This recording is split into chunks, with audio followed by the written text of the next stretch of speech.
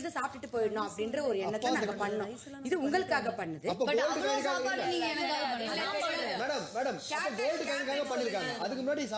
Hi hello எல்லாருக்கும் வணக்கம் and welcome back to our channel. So Bigg Boss வீட்டுக்குள்ளே இன்னைக்கான முழு எபிசோடும் பார்க்கலாமா? ஸோ நைட்டு காமிச்சாங்க. நைட்டில் இந்த சாம்பா ஸ்குவாட் இருக்காங்கல்ல, அவங்கெல்லாம் ஒன்றா சேர்ந்து ஒரு பிளானை எக்ஸிக்யூட் பண்ணுறாங்க. நம்ம 2 நாள் ஒர்க் பண்ணோம், அந்த 2 நாளில் நமக்கு தேவையான சரியான சலுகைகள் கிடைக்கல, அதனால் நம்ம அடுத்த நாள் வந்துட்டு இந்த ரவா கஞ்சி ஊற்றுற மாதிரி ஒரு பிளானை போட்டோம் அப்படின்றாங்க. ஃபர்ஸ்ட் ஆஃப் ஆல் எப்படி அவங்களால அந்த பிளானை போட முடியும்? பிகாஸ் ஆஃப் அந்த ஸ்லேட்டில் என்ன, அந்த போர்டில் என்ன எழுதப்பட்டிருக்கோ அதை அவங்க செஞ்சு கொடுக்கணும். தண்ணியாக இருந்தால் கூட அவங்க தான் திரும்பி கொடுக்கணும். அதில் அவங்க நிறைய ஃபன்னை வந்துட்டு மிங்கிள் பண்ணணும். இதுதான் அவங்க டாஸ்க்கு. ஆனால் எப்படி அவங்க வந்து ரவா கஞ்சி தான் கொடுக்க முடியும் அப்படின்னு சொல்லிட்டு முடிவு பண்ண முடியுன்றது தெரியல. இதில் கனியும் உடனே தான், ஆனால் அடுத்த நாள் அப்படியே மாற்றிட்டாங்க.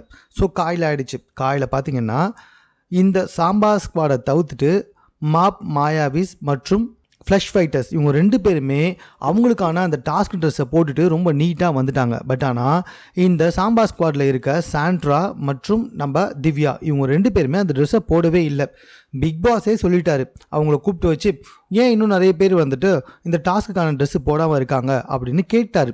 இதை விக்ரம் வந்துட்டு சாண்ட்ரா கிட்டே கேட்குறாங்க. சாண்ட்ரா, நீங்கள் எதுக்காக இன்னும் வந்து ட்ரெஸ்ஸை போடல, ஏன் இந்த கூட்டு கேட்குன்றப்ப அதை ஏன் நீங்கள் கேட்குறீங்க அப்படின்னு திமிரான ஒரு கேள்வி.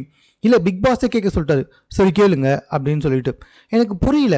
அதாவது பிரஜன் வந்துட்டு மாமா மச்சான்னு கூப்பிட்ற அளவுக்கு விஜய் சேதுபதிக்கு ஃப்ரெண்டு. சரி, நம்ம ஃப்ரெண்டோட புருஷன் தானே, நம்மள என்ன கேட்ட போகிறான் அப்படின்ற திமிரிலையும் பிக் பாஸில் நம்ம வயல் காட்டாக வந்திருக்கோம். நம்ம தான் இங்கே கெத்து, இவங்கெல்லாம் ஒரு மயிரும் கிடையாது அப்படின்ற மாதிரி. சாரி, நான் அந்த வேர்டை யூஸ் பண்ணதுக்கு ரொம்ப மன்னிச்சிருங்க. பிகாஸ் ஆஃப் அவங்க பண்ணுறது, அவங்களோட அட்டிடியூட், சாண்ட்ரா பண்ணுறதெல்லாம் அப்படி தான் இருக்குது. அந்தளவுக்கு ரொம்ப ரொம்ப எச்சத்தனமாக பண்ணிக்கிட்டு இருக்காங்க. அவங்க கேட்ட கேள்வி பாருங்களேன், அதை ஏன் நீ கேட்குற? இல்லைங்க, பிக் பாஸ் கேட்க சொன்னார். சரி கேளு. எப்படிப்பட்ட ஒரு கேவலமான ஒரு அட்டிடியூடாக இருக்குது பாருங்கள். ஸோ அவ்வளோ கேவலமான ஒரு அட்டிடியூடை காமிச்சாங்க. அதை ஜீர்ணிச்சிக்கவே முடியல. அவ்வளோ அசிங்கமாக இருந்துச்சு சாண்ட்ரா பண்ண விஷயம். ஸோ அதை வந்துட்டு பிக் பாஸே சொன்னதுக்கப்புறமாவும் நீ போட மாட்டேன். இதை வந்துட்டு வினோத் டீம், சாரி இந்த விக்ரம் டீம் சேர்ந்தவங்க பாட்டு பாடி போடுங்க, ட்ரெஸ்ஸை போடுங்க அப்படின்னு சொன்னால் கூட போடவே மாட்டுறாங்க. இதை விட ரொம்ப அநியாயம் என்ன தெரியுமா? ட்ரெஸ்ஸை ஏன் போட மாட்டீங்கன்னு கேட்டால், எனக்கு என் ஜாக்கெட்டை டெய்லர்கிட்ட கொடுத்துருக்கேன், வந்ததுக்கப்புறம் போடுவேன் அப்படின்னு திவ்யா ரொம்ப திமிராக பேசுகிறாங்க. இவங்க 2 பேருமே வயல் காட்டில் வந்துட்டா இவங்க தான் ஜெயிப்பாங்க, இவங்க தான் பிக் பாஸோட ஓனரு, இல்லை இவங்க தான் பிக் பாஸோட பொண்டாட்டின்னு நினச்சிட்டு இருக்காங்களான்னு தெரியல. அந்தளவுக்கு அவ்வளோ அசிங்கமாக நடந்துக்கிறாங்க. கேட்கறதுக்கே நாராசமாக இருக்குது. சரிங்க, இது நாள் வரைக்குமே கிச்சன் டீமில் தான் பூண்டை உரிப்பாங்க, கிச்சனில் வச்சு தான் உரிப்பாங்க. ஆனால் இப்போ வேணும்னே வந்துட்டு மாப், மாயாவிஸ்க்கு ஒர்க்கு கொடுக்கணும், அதனால் நம்ம பூண்டெல்லாம் எடுத்துகிட்டு போயிட்டு வீட்டுக்கு நடுவில் உட்கார வச்சு உரிக்கலாம் அப்படின்ற மாதிரி சொன்னதெல்லாம் எந்த விதத்துலங்க நியாயம்? வேணும்னே குப்பை போட்டு அவங்கள பெருக்கி வைக்கலாம் அப்படின்னு நினைக்கிறதெல்லாம் ஒரு எவ்வளோ அசிங்கமான விஷயம். உண்மையிலே நீங்கள் சமைச்சு அந்த இடத்துல வந்துட்டு கொஞ்சம் குப்பையாக இருந்துச்சுன்னா ஓகே, இல்லை உண்மையிலே குப்பை இருக்குது அதை நீங்கள் அட்ரஸ் பண்ணிங்கன்னா ஓகே. வேணும்னே பூண்டு, வெங்காயம், அது இதுன்னு எல்லாத்தையும் எடுத்துகிட்டு போயிட்டு நடு வீட்டில் உட்காந்து அதை கேவலப்படுத்தி அந்த இடத்துக்கு அப்போ ஒரு கெஸ்ட்டு வருவாங்க அப்படின்னு சொல்லியுமே நீங்கள் அதை அவ்வளோ கேவலமாக பண்ணிவிட்டு அதுக்கப்புறமா மாப், மாயாவிஸ் ஒர்க் பண்ணல அப்படின்னு சொன்னீங்கன்னா, சாம்பா ஸ்குவாடை மாதிரி ஒரு ஸ்குவாடு இருக்கவே முடியாது. கனியும் லேசுப்பட்டால் கிடையாது. கனியுமே ரவா கஞ்சி ஊற்றுறன்னு சொல்லிட்டு இந்த இடத்துக்கு, அதாவது அவங்க டீமுக்குள்ளே ஒரு நல்ல பேர் எடுத்துக்கிட்டு இங்கே வந்ததுக்கப்புறமா எல்லாருக்கும் செஞ்சு கொடுக்குது. இதை தான் திவ்யா அட்ரஸ் பண்ணாங்க. இல்லை, நீங்கள் நேற்று நைட்டு பேசும்போது வந்துட்டு செய்ய மாட்டேன் தானே சொன்னீங்க, இப்போ எல்லாத்துக்கும் செஞ்சு கொடுக்குறீங்களே அப்படின்ற மாதிரி வந்து திவ்யா கேட்டது 100% கரெக்ட் தான். திவ்யா, சாண்ட்ரா, கனி மற்றும் பார்வதி, வியானா, அந்த சாம்பா ஸ்குவாடில் இருக்க இந்த 5 பேரும் பாருங்களேன், எவ்வளோ எச்ச புத்தி இருக்கவங்க. ஒருத்தருக்கு சகச்சது கிடையாதுங்க. பார்வதி, கனி, திவ்யா, சாண்ட்ரா மற்றும் வியானா, இதுங்க 5மே பயங்கரமான விஷம் அப்படின்றத விட ஒரு விஷ ஃபேக்ட்ரி அப்படின்னே வந்துட்டு சொல்லலாம். இந்த பாம்பு தீவுன்னு சொல்லுவாங்கல்ல, அந்த மாதிரிங்க. இதுங்க 5மே இருக்கிறதே ஒரு பாம்பு தீவு தான்.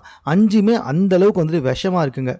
இந்த இடத்துல வந்துட்டு நம்ம விக்ரம் சொல்லிட்டாரு, இல்லை அதை க்ளீன் பண்ணாதீங்க, மற்றதை மட்டும் க்ளீன் பண்ணுங்க, நம்ம கெஸ்ட்டு வந்து அவங்கக்கிட்ட சொல்லிக்கலாம், அவங்களுக்கு ஒரு மனநோய் இருக்குது, அவங்க அப்படி தான் பண்ணுவாங்க அப்படின்னு சொல்லிட்டு.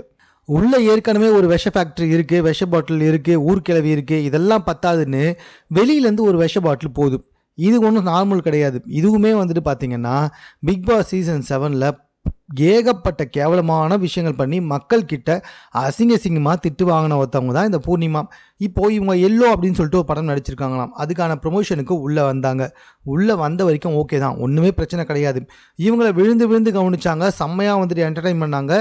மற்ற சில விஷயங்கள்லாம் பண்ணாங்க. எப்படி சொல்கிறதுன்னு கேட்டிங்கன்னா, அவங்களே ஒரு டாஸ்க்கு மாதிரி ரெடி பண்ணாங்க, அவங்களே ஒரு விளையாட்டை பண்ணாங்க, எக்ஸ்ட்ரா கரிக்குலர் ஆக்டிவிட்டிஸ் பண்ணாங்களே, அந்த மாதிரி வந்துட்டு இந்த மாப், மாயாவிஸும் அப்புறமா ஃப்ளஷ் ஃபைட்டர்ஸும் பண்ணியிருந்தாங்க.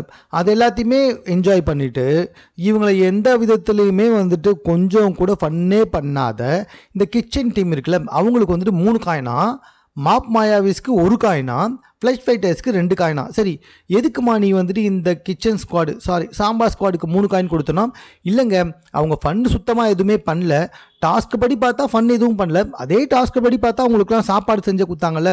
அட பைத்தியம், நீ பிக் பாஸ் சீசன் 7லையுமே இதைத்தான் செஞ்ச, உனக்கு ஒரு இலவுமே தெரில. சீசன் 7 8 தெரில, ஏன்னா அது வந்து போன சீசன் ஒன்றும் தெரில பெருசாக.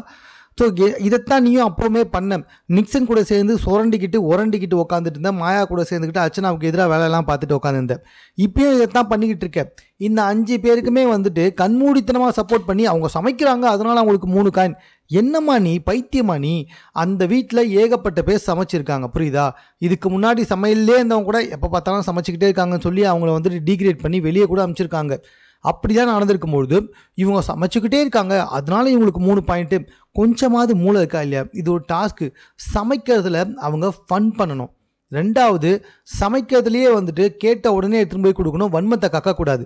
எதையுமே பார்க்காம உள்ளே வந்துட்டு அவங்களுக்கு 3 பாயிண்ட் அப்படின்னு சொல்லி கொடுத்துட்டு போகுது. அதுவும் இல்லை, இந்த மாப் மாயாஸ் வந்துட்டு குப்பை இருந்துச்சாம். ஏமா லூஸு, அவங்க தாம்மா வந்துட்டு கிச்சன் ஏரியா விட்டு வீட்டுக்கு நடுவில் வந்து உட்காந்து பூண்டை உரிச்ச பூண்டையே கீழே போட்டு போனாங்க. அவங்க சாண்ட்ராவோட புருஷன் ஒருத்தருக்கார், அவர் கண்டஸ்டன்ட்லாம் சொல்லவே முடியாது. சாண்ட்ராவோட புருஷன் பிரசன்ட் இருக்கார்ல, அவர் மட்டும் அதை பெருக்கிட்டு உட்காந்துக்கிட்டு இருக்காரு. நீ என்ன ஏதுனே தெரியாமல் உள்ளே வந்துட்டு உன் படத்தோட ப்ரொமோஷனுக்கு வந்தியா, ப்ரொமோஷனை கொடுத்துட்டு போயிட்டே இருக்கணும். அதை விட்டுட்டு சம்மந்தமே இல்லாமல் கேமில் வந்து அவங்களுக்கு 3 காயினா. அதுங்க ஏற்கனவே வந்துட்டு பைத்தியக்காரத்தனமாக வன்மத்தை கக்கிக்கிட்டு ஆடிக்கிட்டு உட்காந்துட்டு இருக்குங்க. 3 காயினை கொடுத்தவொடனே இன்னும் வன்மத்தை கக்க ஆரம்பிச்சிச்சுங்க. அதாவது அவங்க எவ்வளோ வேணாலும் வன்மத்தை கக்கலாம். இது வந்து ஆக்சுவலாக பார்வதியோட திங்கு. பார்வதி ஒரு இடத்துல இருந்தாலே இதுதான் பரவும் போல. பார்வதி, திவ்யா, சாண்ட்ரா, வியானா மற்றும் கனி, அவங்க என்ன வேணாலும், கனி வந்துட்டு 2 பேருக்குமே நல்லவங்களாம் இருக்க பார்க்குறாங்க, ஆனால் அந்த பப்புலாம் இங்கே வேகாது. மீதி இருக்க 4 பேர் வந்துட்டு அவங்க என்ன வேணாலும் பேசலாம், என்ன வேணாலும் செய்யலாம், டாஸ்கில் ட்ரெஸ்ஸு போடாமல் இருக்கலாம், சமையல் செஞ்சு கொடுக்காமல் இருக்கலாம், என்டர்டெயின்மெண்ட் பண்ண தெரியாமல் இருக்கலாம், ஆனால் அதை பற்றி அவங்க வேறு யாரும் பேசவே கூடாது. ஆனால் இவங்க மட்டும் மற்றவங்கள பற்றி பேசுவாங்க. இதுதான் அந்த டீமில், அந்த சாம்பார் ஸ்குவாடில் இருக்க மேட்ரு. இது புரியாமல் வெளியிலேருந்து வந்த ஒரு லூஸு 3 காயினை கொடுத்துட்டு போகுது. அதுங்களும் தேவையில்லாமல் ஆடிக்கிட்டு உட்காந்துட்ருக்கு. அவங்களுக்கு பதில் சொல்கிறதுக்கு விக்ரம் மற்றும் இன்னொரு டீமும் சேர்ந்து பேசிக்கிட்டு உட்காந்துட்ருக்காங்க. சரி, அவங்க கொடுத்தது போனதுக்கப்புறமா இன்னொரு விஷயமும் வெளியே வருது. அதாவது நம்ம கனித்திரு என்ன பண்ணிட்டாங்கன்னா, நான் செஞ்சு கொடுப்பேன், ஆனால் கொஞ்சம் யோசிச்சு பாருங்களேன், அவங்க தான் இல்லை நம்ம இதுக்கப்புறம் சாப்பாடை லேட்டாக கொடுக்கலான்னு சொன்னதும் அவங்க தான். அதுக்கப்புறமா இல்லை தட்டை எடுத்துன்னு வந்து நின்றுட்டுருக்காங்க, அதனால் சீக்கிரமாக கொடுக்கலான்னு சொல்கிறது அவங்க தான். ஏன் கனி இப்படி பண்ணிகிட்ருக்கீங்க?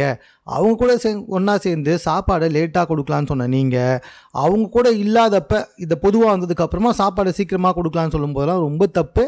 அதுக்கு வந்துட்டு அவங்க கிச்சன் டீமை விட்டு வெளியே போகிறாங்களாம், ஆனால் கிச்சனில் தான் இருப்பாங்களாம், டாஸ்க்குள்ளே தான் இருப்பாங்களாம், சமைக்கிறதுன்னு சொல்லி யாராவது கேட்டால் சமைச்சு கொடுப்பாங்களாம். இல்லை, எனக்கு புரியல, நீ எப்படிப்பட்டவ எனக்கு சுத்தமாக தெரியவே மாட்டுது.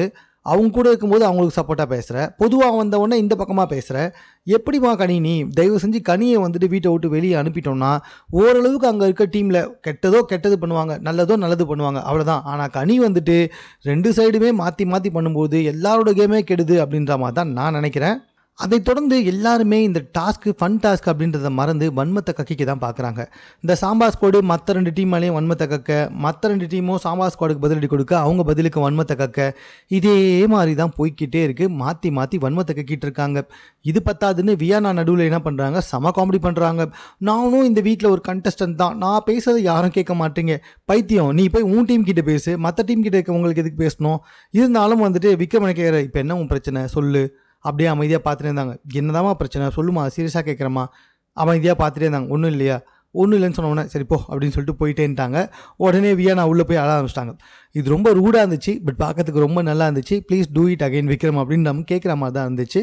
ஸோ வியானா அங்கே அசிங்கப்படுறது, ஏன்னா நீ வேணும்னே பண்ணுற, கண்டென்ட்டுக்காக பண்ணுற, தேவையில்லாமல் ஒரு பிரச்சனையை உருவாக்கணும்னு பண்ணுற, அதை அந்த இடத்துல யாருமே அட்ரஸ் பண்ணல அப்படின்னு சொல்லணும் போய் அழுகுற. அதனால் யாருக்கும் இங்கே எந்த பாதிப்புமே கிடையாது. ஸோ இப்படி ஃபன் டாஸ்க்கை கூட மாற்றி வன்மத்தை கக்கிற டாஸ்க் மாதிரி மாற்றிட்டாங்க. கடைசியில் பார்த்திங்கன்னா யார் போய் ஃபஸ்ட்டு ஸ்கோர் கொடுக்குறது அப்படின்றதே பிரச்சனை. அதாவது முதல் நாள் இந்த மாப்பு மாயாவிஸும் 2வது நாள் ஃப்ளஷ் ஃபைட்டர்ஸும் முதல்ல போய் சொல்லிட்டாங்க. ஸோ இப்போ சாம்பா ஸ்குவாட் போய் சொல்லலாம்ல, ஆனால் சொல்ல மாட்டேன்னு சொல்லிட்டு அடம் பிடிச்சிட்டு நிற்க சாண்ட்ராவை அதாவது ஒவ்வொரு டீமோடைய ஹெட்டையும் கூப்பிட்டு வச்சு எஃப்ஜே பேச, அப்போ சாண்ட்ரா பேசாமல் அந்த இடத்துல அதிகமாக பார்வதி பேச, ஏமா நீ ஒன்றும் வந்துட்டு கேப்டன் இல்லையா, அவங்க தான் கேப்டனா, நீ போய் உட்காருமா அப்படின்னு சொல்லி எஃப்ஜே சொல்ல, உடனே சாண்ட்ரா போய் உட்கார, மறுபடியும் கூப்பிட்டப்ப நீ தான் வந்துட்டு தேவையில்லைன்னு சொல்லிட்டியே, நான் தான் கேப்டன் இல்லைன்னு சொல்லிட்டேன்னு சொல்லிட்டு சாண்ட்ரா சொல்ல, நான் வேணா உன் காலை விழட்டுமா, அதுக்கு தானே இவ்வளோ பண்ணுற அப்படின்னு சொல்லிட்டு எஃப்ஜே கேட்க, பார்வதியை கட்டுப்படுத்த முடியாத உன்னை நான் கேப்டன் இல்லைன்னு சொன்னேன், இதில் என்ன தப்பு இருக்குது அப்படின்னு சொல்லிட்டு எஃப்ஜே அந்த இடத்துலையும் அதை கரெக்டாக சொல்லிட்டாரு. மறுபடியும் வந்துட்டு எல்லாமே சொல்லும்பொழுது சாண்ட்ரா வந்து சொல்லிட்டாங்க 2 டீமுக்கும் 0ன்ட்டு.